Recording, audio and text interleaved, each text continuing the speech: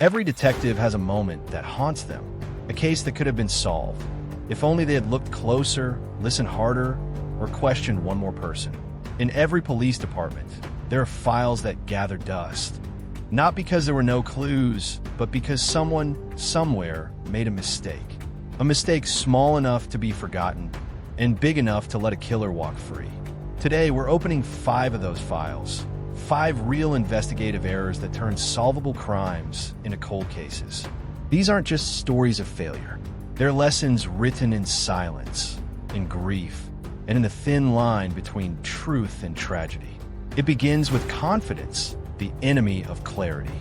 When investigators walk into a crime scene, they don't see chaos, they see patterns.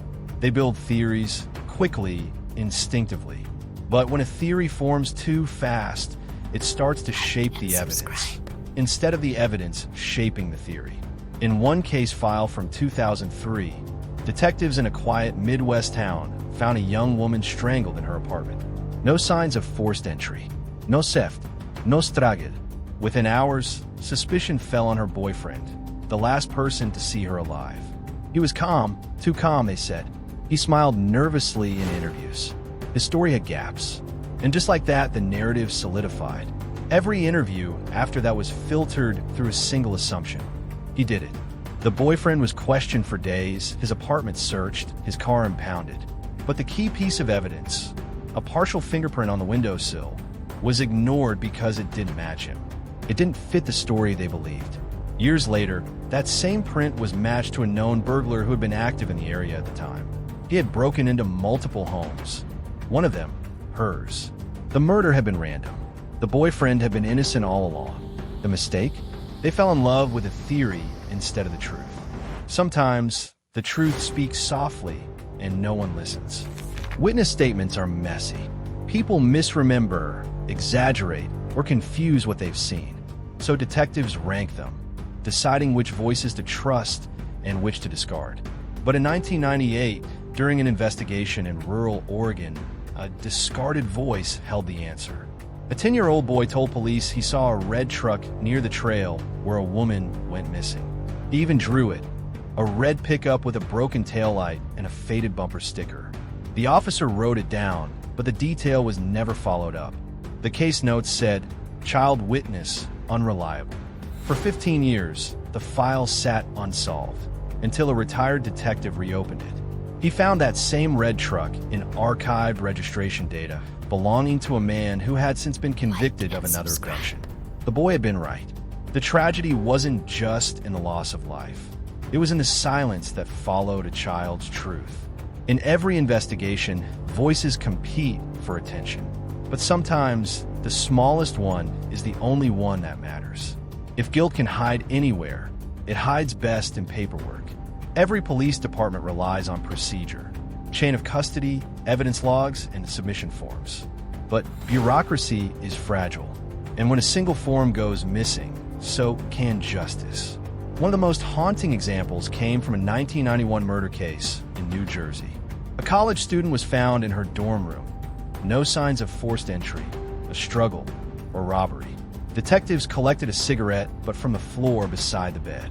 It was bagged, labeled, and sent to the lab, but it never arrived. No one noticed. The logbook showed it had been processed, but no test results existed. Without that DNA, the investigation collapsed.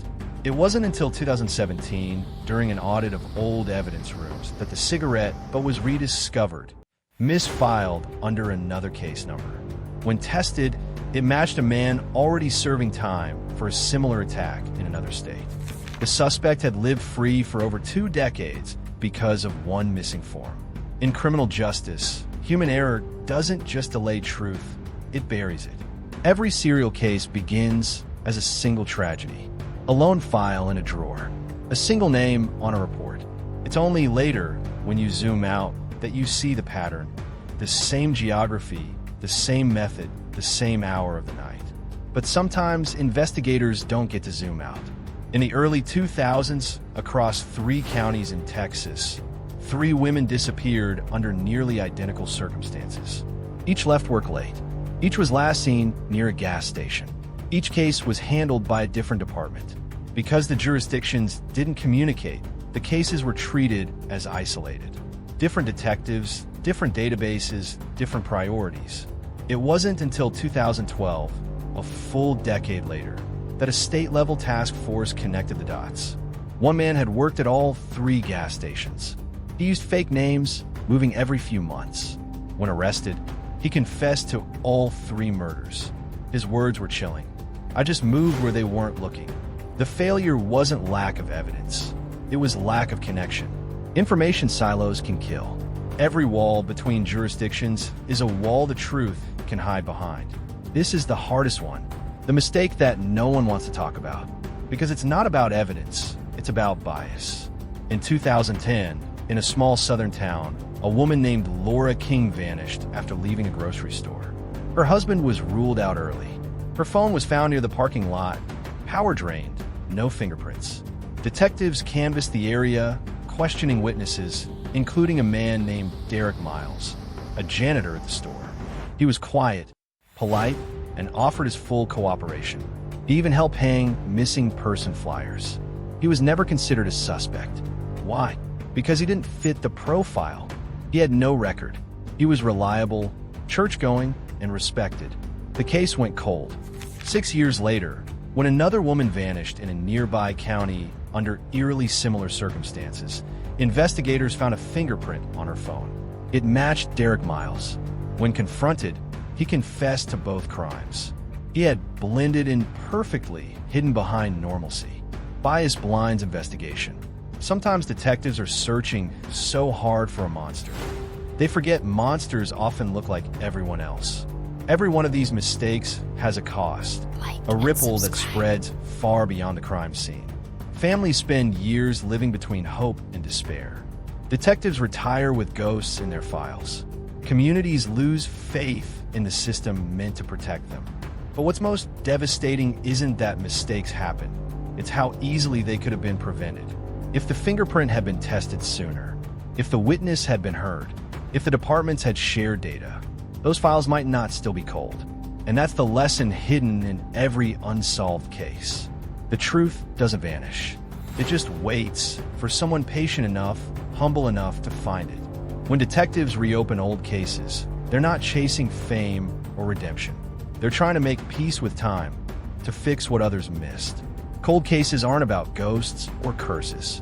They're about the math of human imperfection. The misplaced file, the overlooked clue, the wrong assumption, all tiny cracks that grow into chasms. But every once in a while, a detective finds the thread again.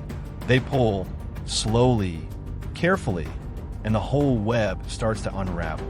That's how cold cases are solved. Not by brilliance, but by persistence. Because justice doesn't always come fast. It comes for those who refuse to stop listening. This was Trace Crime Files.